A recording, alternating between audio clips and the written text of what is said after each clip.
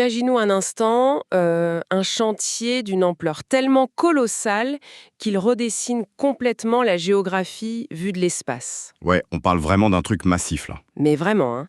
Un endroit où des flottes entières de bulldozers soulèvent genre 70 000 tonnes de terre par jour, où des milliers d'ouvriers travaillent jour et nuit sous un soleil écrasant qui frôle les 46 degrés. C'est fou quand on y pense.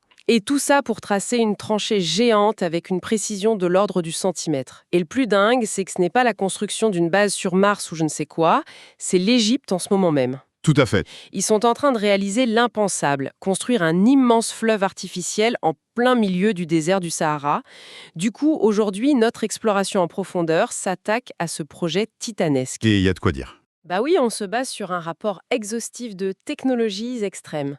Notre mission aujourd'hui, c'est vraiment de comprendre les mécanismes, l'ingénierie et les défis de ce projet qui cherche, au fond, à, à créer la vie, là où il n'y avait qu'une aridité absolue. C'est exactement ça le cœur du sujet. Bon, décortiquons tout ça. Pour bien saisir pourquoi un pays se lance dans un défi aussi extrême, il faut d'abord poser un constat géographique assez brutal. C'est ce qu'on pourrait appeler le paradoxe égyptien, quoi. Ouais, le contexte est crucial ici. On parle d'une nation de plus de 110 millions d'habitants. Or, presque toute cette population est entassée sur moins de 5% du territoire. Juste le long de la vallée du Nil en fait. Exactement. Et le reste du pays, c'est un océan de sable inhospitalier. Et c'est vraiment le point de départ absolu pour comprendre les véritables enjeux de notre analyse d'aujourd'hui. Ce n'est pas juste une prouesse technique pour battre des records ou faire joli. Non, bien sûr que non. C'est une question de survie nationale, littéralement. La démographie croît à un rythme très soutenu et mécaniquement, la terre arable disponible pour nourrir, loger et faire vivre toutes ces personnes devient dangereusement rare. L'étroite bande verte du Nil est complètement saturée, quoi. Voilà. Et c'est face à ce mur, à cette urgence existentielle en fait, que le projet du nouveau delta était lancé en 2021.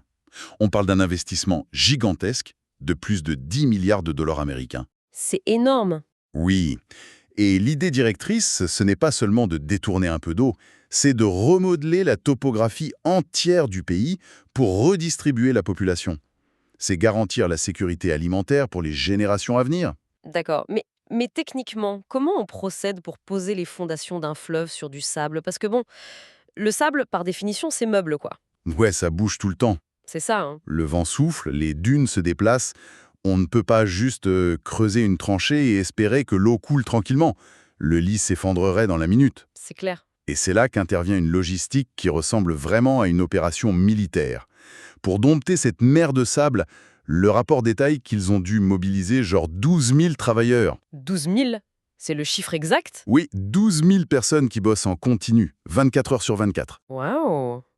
C'est une petite ville, en fait. C'est ça, une petite ville mobile qui avance inéluctablement à travers les déserts.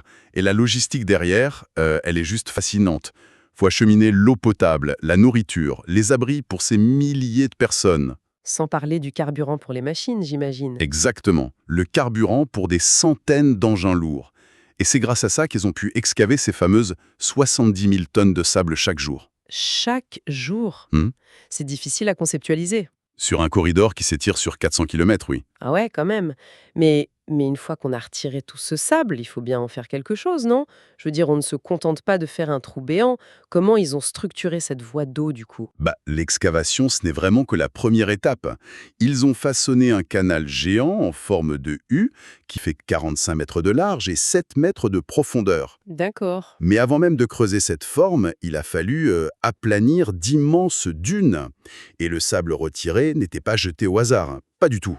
Et ils l'ont recyclé, hein? Voilà, il a été réutilisé et compacté très méthodiquement pour créer des talus massifs de 3 à 5 mètres de haut de chaque côté. Ça permet de canaliser la future structure. Ah, intelligent. Et pour la stabilité du fond, parce que c'était votre question initiale, les ingénieurs ont dû gérer des zones où le sous-sol était beaucoup trop fragile. Ben oui, le sable sec, ça ne retient rien. Du coup, pour supporter le poids colossal de toute cette eau à venir, ils ont foré des milliers de trous. Des trous de 40 cm de diamètre qui s'enfoncent de 6 à 8 mètres de profondeur. Et ils ont mis quoi dedans? À l'intérieur, ils ont injecté un mélange très précis de sable, de ciment et d'argile. Attendez. Donc, si je comprends bien, ils ont littéralement planté des piliers dans le sable pour stabiliser du sable? Ouais, c'est exactement ça. En fait, ces pieux créent une sorte de fondation rigide dans un milieu complètement meuble. Sans cette consolidation, la pression de l'eau aurait causé des affaissements directs. Et ça aurait détruit tout le canal. En quelques jours, oui, tout se serait effondré. D'accord, donc le fond est stabilisé. Mais il y a un détail dans l'analyse des sources qui m'a vraiment fait m'arrêter. C'est cette histoire de précision de la pente. Ah oui, la fameuse pente. Le rapport indique une marge d'erreur tolérée de seulement 2 centimètres tous les 30 mètres. Et les géomètres vérifiaient cet alignement en continu avec des lasers. Des lasers en plein soleil, oui. C'est ça, 2 centimètres d'erreur pour un chantier de cette taille au milieu des tempêtes de sable et par 46 degrés. C'est comme essayer de tracer une ligne parfaitement droite sur toute la longueur d'un terrain de foot tout en étant aveuglé dans un four géant. C'est une belle image et c'est très proche de la réalité. Mais pourquoi? Ça semble être un niveau d'exigence presque punitif. Pourquoi s'imposer une contrainte aussi extrême au lieu de simplement, je sais pas, pomper l'eau si le terrain varie un peu? C'est parce que cette précision millimétrique, c'est la clé de voûte de toute la viabilité économique du projet. L'objectif absolu, c'était de faire circuler cette eau sur des centaines de kilomètres en utilisant presque exclusivement la force de gravité. Oh, la gravité, c'est gratuit. Exactement. Si la pente est imparfaite, genre si elle remonte de quelques centimètres, l'eau stagne. Et si elle descend trop abruptement, l'eau accélère trop vite. Et ça crée des remous, c'est ça? Voilà, des remous qui érodent violemment les berges. Et ça, c'est catastrophique pour la structure. Donc en fait, c'est un calcul sur le long terme. Totalement sur le long terme. Construire et entretenir une station de pompage géante, ça demande une infrastructure électrique massive. Faut des pièces de rechange tout le temps, une maintenance hyper complexe. Ce qui coûte une fortune en plein désert. Exactement. Donc en investissant des efforts initiaux gigantesques, vraiment surhumains, dans ce nivellement parfait avec les lasers, l'Égypte économise des dizaines de millions de dollars en coûts énergétiques pour l'avenir. La gravité fait le boulot à leur place, quoi. C'est ça. La gravité, une fois qu'elle est bien maîtrisée, elle offre une énergie perpétuelle et totalement gratuite. C'est brillant. Donc, grâce à ces lasers et à ce terrassement monumental, on a une pente parfaite qui fait avancer l'eau sans effort. Mais, et c'est là qu'on arrive au deuxième défi majeur, cette maîtrise de la gravité nous sert strictement à rien si l'eau disparaît dans le sol. Ah oui, l'infiltration. Bah oui, le sable agit comme une gigantesque éponge, hein. Si on y déverse des millions de litres, ils vont s'infiltrer dans les profondeurs en un instant. Comment on parvient à rendre un désert entier étanche? Eh bien, ça relève vraiment de la science des matériaux. La solution principale du projet, ça a consisté à installer des dalles de béton de 10 à 12 centimètres d'épaisseur, Sur toute la longueur. sur plus de 124 kilomètres du tracé, oui. Et le truc, c'est qu'ils ont dû couler ce béton directement sur place, section par section. Et c'est là que je me pose une question très concrète pour le coup. Faire du béton, ça nécessite de l'eau. On est d'accord, hein? Oui, beaucoup d'eau. Or, avec une chaleur ambiante de 46 degrés, l'eau dans le mélange de ciment frais devrait s'évaporer presque instantanément. Le béton sécherait beaucoup trop vite et il se mettrait à craquer avant même d'être solide, non? C'est une excellente déduction, et c'est un vrai cauchemar logistique de couler du béton dans des conditions aussi extrêmes. Tu m'étonnes. Comment ils ont géré ça du coup? Pour éviter que l'eau ne s'évapore prématurément et ruine la dalle, ils ont dû ruser. Déjà, les équipes devaient très souvent travailler de nuit. Ah, pendant les heures plus fraîches? Voilà. Ensuite, ils utilisaient des additifs chimiques, ce qu'on appelle des retardateurs de prise, pour garder le béton malléable un peu plus longtemps. D'accord, un peu comme pour gagner du temps sur la météo? C'est ça. Et dès que c'était coulé, ils devaient couvrir immédiatement les dalles pour emprisonner l'humidité pendant que ça séchait.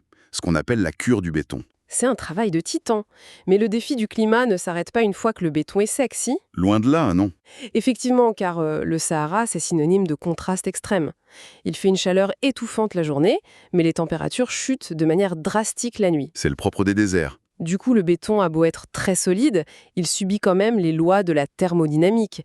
Il se dilate avec la chaleur et se rétracte avec le froid. Sur 124 km, ça doit représenter des forces de tension hallucinantes. Absolument hallucinante. Si on ne prenait aucune précaution, une telle structure exploserait sous l'effet de la dilatation thermique en quelques semaines à peine. C'est dingue!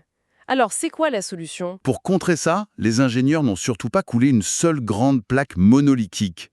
Ils ont créé plein de petits segments, De quelle taille à peu près? généralement de 5 mètres sur 3. Et ils ont laissé volontairement des espaces vides entre chaque plaque. C'est ce qu'on appelle les joints de dilatation. D'accord, pour laisser le béton respirer. Mais si on laisse des espaces vides, l'eau va fuir par là, non? Exactement. Donc pour que l'eau ne s'échappe pas, ils ont dû sceller ces espaces avec du bitume chaud. Du bitume, comme sur les routes. Oui, et le bitume, c'est un matériau fascinant pour cet usage précis. Il agit comme un joint élastique parfaitement étanche. Quand le soleil tape et que le béton s'étire, le bitume se compresse, sans rompre. Et la nuit, c'est l'inverse, hein. La nuit, quand le béton se rétracte et que l'espace s'agrandit, le bitume s'étire pour maintenir l'étanchéité de la cuve. C'est un système de respiration structurelle en quelque sorte. C'est une très bonne façon de le décrire. Mais l'imperméabilisation ne repose pas uniquement sur ça, d'après les documents.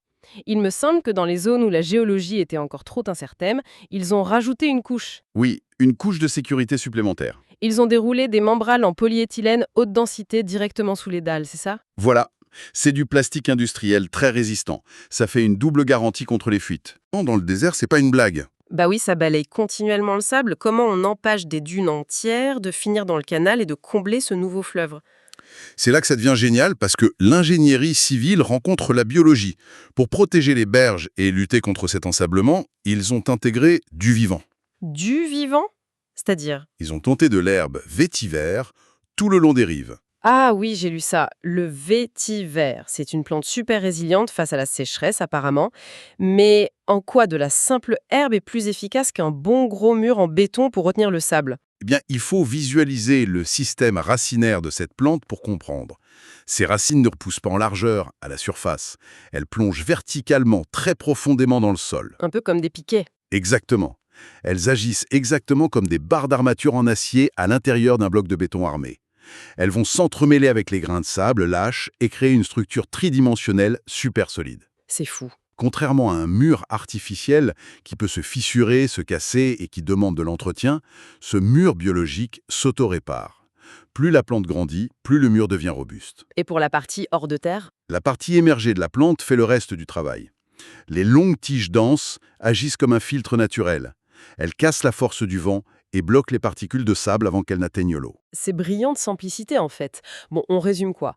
Le lit est parfaitement profilé avec des lasers, consolidé avec des racines et du béton, et rendu étanche avec du bitume et des membranes. C'est un sacré gombo. Et donc, l'eau commence à couler. Et là, on se retrouve face au troisième grand défi, contrôler la bête. Ah, l'hydraulique pure. Parce que capter l'eau du Nil et la faire voyager, c'est une chose. Mais on parle de millions de litres en mouvement constant. L'eau, ça a une masse énorme, c'est une énergie cinétique colossale. Absolument. Si on ne contrôle pas parfaitement ce flux, on risque de tout détruire sur son passage, non? Tout à fait. Et c'est tout l'enjeu de ce qu'on appelle l'anatomie du contrôle hydraulique dans le rapport. Quand l'eau quitte les sections ouvertes du canal, elle doit parfois être acheminée vers les zones agricoles via des réseaux fermés, sous pression. Des tuyaux, en gros? Des tuyaux, oui, mais le rapport décrit des infrastructures dantesques, d'immenses pipelines en acier qui mesurent entre 1,5 et 3 mètres de diamètre. 3 mètres. On peut marcher dedans. Largement. Ces conduites géantes sont soudées sur 360 degrés, puis inspectées aux ultrasons pour détecter la moindre micro-fissure. Ensuite, elles sont enfouies sous le sable. D'accord. Et pour gérer l'eau qui entre là-dedans, il y a une station de pompage intelligente, près du point de captage. Elle est équipée de pompes submersibles et d'une armée de capteurs qui mesurent la pression et le débit en temps réel. Attendez, je m'épose une seconde sur ce point précis, parce que là, ça me fait tiquer. Allez-y. Ils enfouissent des pipelines d'acier géants sous le sable. Et ils confient la gestion de la pression de millions de litres d'eau à des capteurs électroniques et des ordinateurs. C'est ça. Dans un environnement désertique, là où le sable fin s'infiltre absolument partout et où la chaleur cuit l'électronique, enfin, ça ressemble furieusement à une catastrophe annoncée. La moindre panne de capteur ne risque-t-elle pas de faire exploser tout le système? C'est une objection tout à fait valide. L'électronique et le désert, on est d'accord. Ça fait rarement bon ménage. Bah oui, c'est risqué. Cependant, et c'est là que c'est intéressant, c'est justement l'analyse globale des risques qui a dicté ce choix. Comment ça? À cette échelle, le risque le plus mortel pour l'infrastructure, ce n'est pas une petite panne matérielle locale, c'est l'incapacité humaine à réagir assez vite. Ah, les temps de réaction. Sur un réseau aussi étendu, les besoins en eau des fermes varient constamment. Imaginez qu'une vanne se ferme brusquement à plusieurs kilomètres de là. La masse d'eau qui était en mouvement, elle n'a nulle part où aller. Bah oui, l'énergie doit bien se dissiper quelque part. Exactement. Et en hydraulique, c'est ce qu'on appelle le coup de bélier. Le coup de bélier. Oui, c'est une onde de choc fulgurante causée par l'arrêt soudain d'une grande masse d'eau. Dans un pipeline de 3 mètres de diamètre, la force de cette onde est tellement violente qu'elle peut déchirer l'acier massif et faire exploser la conduite sous le sable. Ah oui, carrément. Donc l'ordinateur est là pour éviter ça. Voilà, un opérateur humain, même hyper vigilant devant ses écrans, ne peut pas analyser les variations de pression sur tout le réseau et ajuster manuellement des dizaines de pompes assez vite pour éviter ce choc. Ça se joue en secondes. Même en millisecondes. L'automatisation intelligente, elle le peut. Les capteurs communiquent instantanément et ajustent la vitesse des pompes pour lisser le flux. Ok, donc l'automatisation, ce n'est pas un petit gadget de confort. C'est vraiment une protection vitale contre la physique des fluides. Tout à fait. Et j'imagine que c'est là qu'interviennent également ces gigantesques réservoirs dont parle leur rapport, hein. Exactement. Pour sécuriser le système face à une potentielle panne électronique, parce que oui, ça peut arriver, ils ont construit de vastes bassins de régulation en surface. Ils font quelle taille? Environ 2 hectares chacun. C'est l'équivalent de 3 terrains de football par bassin. Ah oui, c'est immense. Ils agissent comme des tampons hydrauliques. Si le système détecte une surpression dangereuse, ou s'il y a une vraie défaillance, l'excédent d'eau est automatiquement dérivé vers ces bassins à ciel ouvert. D'accord, ça dévie la pression. Ça absorbe l'énergie cinétique en toute sécurité, le temps que le problème soit résolu par les équipes. C'est un filet de sécurité structurel indispensable. On voit bien que rien n'a été laissé au hasard, quoi. L'infrastructure, elle est pensée pour encaisser les pires scénarios. Et il le fallait bien. Ce qui nous amène à la finalité de toute cette ingénierie. Parce que bon, le fleuve est en place, l'eau est sous contrôle, les vannes s'ouvrent enfin, et l'eau du Nil atteint des terres qui n'ont probablement jamais vu une goutte d'eau depuis des millénaires. Un moment historique, vraiment. Concrètement, comment cette rencontre entre l'eau et le désert se transforme-t-elle en agriculture productive? Parce que les images satellites citées par les sources sont fascinantes. On y voit des formes géométriques parfaites, de grands cercles verts qui apparaissent soudainement au milieu des dunes dorées. Ah, ces fameux cercles verts pioncés. C'est la signature visuelle typique de l'irrigation à pivot central. Pivot central, c'est-à-dire? C'est le moyen le plus efficace d'exploiter cette nouvelle ressource. Il faut visualiser de longs bras mécaniques articulés qui sont montés sur des roues et qui tournent très lentement autour d'un point d'eau central. Ça me fait penser à une imprimante 3D géante pour l'agriculture. C'est une bonne comparaison. Au lieu de déposer du plastique, la machine se déplace en cercle et dépose avec une précision mathématique la quantité exacte d'eau et de nutriments dont la plante a besoin directement sur le sable. Ça transforme un sol mort en une incroyable machine biologique. L'image de l'imprimante 3D est vraiment très pertinente, parce que c'est de l'agriculture de très haute précision. L'eau est beaucoup trop précieuse pour être gaspillée par une irrigation de surface traditionnelle. Au Delta a permis de créer ex nihilo, à partir de rien, plus de 500 000 hectares de nouvelles terres agricoles. Un demi-million d'hectares arrachés au désert, c'est fou. Mais le plus impressionnant, c'est que ce développement ne s'arrête pas à la simple culture de blé ou de fourrage. Les terres récupérées servent de socle à un écosystème bien plus complexe. Ils ont ajouté autre chose? Oui, ça inclut le développement d'un élevage industriel massif. Et ça, c'est l'un des points les plus contre-intuitifs du rapport, je trouve. Élever du bétail dans le désert du Sahara. Ça surprend toujours. Bah oui, les sources parlent de la construction de complexes agricoles avec des étables ouvertes, massives, chacune capable d'accueillir jusqu'à 6000 têtes de bétail. Mais comment des milliers de vaches peuvent-elles survivre dans un environnement où il fait 46 degrés à l'ombre? Ça demande une conception architecturale très spécifique. Déjà, les étables sont dites ouvertes pour maximiser la circulation de l'air. Elles sont équipées de systèmes d'ombrage géants. Et ça suffit? Ils ajoutent souvent des brumisateurs à grande échelle pour abaisser la température ambiante de plusieurs degrés. De plus, les races de bétail qui sont sélectionnées sont spécifiquement adaptées au climat aride. D'accord, c'est pas des vaches normandes, quoi. Voilà, exactement. Mais le véritable tour de force, au-delà de la climatisation, il réside dans la gestion logistique de ces complexes. Tout, absolument tout, a été pensé pour fonctionner en boucle fermée. En boucle fermée, c'est-à-dire comment la boucle s'auto-alimente-t-elle, au juste? Eh bien, réfléchissons au modèle classique. Normalement, pour nourrir 6000 têtes de bétail au milieu de nulle part, il faudrait importer des tonnes et des tonnes de nourriture par camion tous les jours. Ce qui coûterait une fortune absolue. Voilà. Ici, le système est totalement intégré. Les systèmes d'irrigation à pivot central, les fameux cercles verts dont on parlait, sont installés juste à côté des étables. Ah, je commence à voir le tableau. L'eau du nouveau fleuve irrigue directement les champs qui produisent du fourrage et du maïs.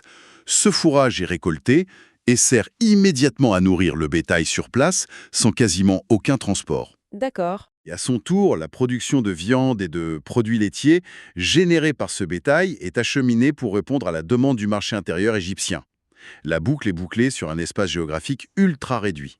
C'est brillant. L'eau produit la plante nourrit l'animal nourrit le pays. Tout est interconnecté et optimisé au maximum. Exactement. Et quand on y pense, en analysant toutes ces strates d'ingénierie de l'eau domptée par la gravité jusqu'à cette boucle agricole fermée, on se rend compte que l'impact ultime du projet va bien au-delà de la construction d'un simple canal. Totalement. Ce qu'on observe là, c'est la création d'une infrastructure agroalimentaire qui est totale et indépendante. C'est un vrai changement de paradigme pour le pays. Oui, en maîtrisant toute la chaîne de valeur, depuis la première goutte d'eau pompée dans le Nil jusqu'au steak disponible dans les supermarchés du Caire, l'Égypte s'attaque frontalement à sa dépendance historique vis-à-vis des importations agricoles étrangères. Ce qui est crucial pour leur économie. C'est même un acte de reconquête territoriale majeur. Par la seule force de l'ingénierie et de la volonté politique, l'État redéfinit littéralement ce qui constitue son territoire habitable. La géographie aride n'est plus vue comme une fatalité, mais comme un paramètre qu'on peut manipuler. Et c'est sans doute la leçon la plus frappante de cette plongée dans les sources du projet du nouveau delta. Ça transcende de loin les simples records de génie civil ou les statistiques de terrassement qu'on a évoquées au début. Oui, l'aspect humain est au centre. C'est vraiment l'histoire viscérale d'une nation entière qui, le dos au mur face à un défi démographique et climatique insurmontable, refuse d'être condamnée par sa propre géographie. Exactement. Le fait de déplacer littéralement des montagnes de sable, de lutter contre les lois de l'évaporation et de forcer la nature à accueillir la vie là où elle n'avait rien prévu, ça rappelle à quel point la nécessité de survie est le moteur d'innovation le plus puissant d'humanité. Quand la survie est en jeu, l'impossible devient juste un problème technique à résoudre. C'est très bien résumé. Et ça pousse d'ailleurs à une réflexion beaucoup plus large sur l'avenir même de l'occupation humaine sur Terre. Oui, on peut extrapoler ça au reste du monde. Tout à fait. Si une nation, poussée par l'urgence absolue, est capable aujourd'hui de remodeler l'aridité extrême du Sahara, d'y faire couler un fleuve artificiel et d'y bâtir un écosystème entier, Quelles sont les limites au final ? exactement. Les implications globales sont immenses. On peut se demander, quelles autres régions de notre planète, que l'on considère aujourd'hui comme totalement inhabitables, désolées ou hostiles, qu'il s'agisse des steppes gelées du Grand Nord, de déserts lointains ou d'autres territoires extrêmes, deviendront les mégalopoles florissantes ou les nouveaux greniers à blé du 22e siècle? C'est une perspective vraiment vertigineuse. Ça redéfinit totalement notre rapport aux limites naturelles de notre propre monde. Et ça nous prouve que demain, la géographie ne sera peut-être plus notre destin.